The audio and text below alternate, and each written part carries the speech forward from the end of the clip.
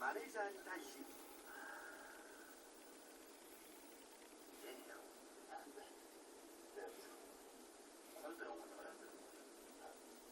宝発掘コンペを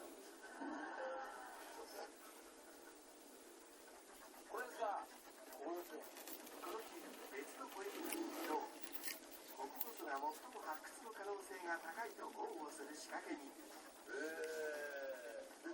れもそのはず、実はこの場所で原西が埋蔵金の手がかりとなる仏像を発見することになっているのだ。いよいよ仏像発掘へ向け始める。しかし岩が行く際に作業は難航。それでも埋蔵金発掘へ向けただひたすら掘り続ける。するとでかい。隣が岩に到達。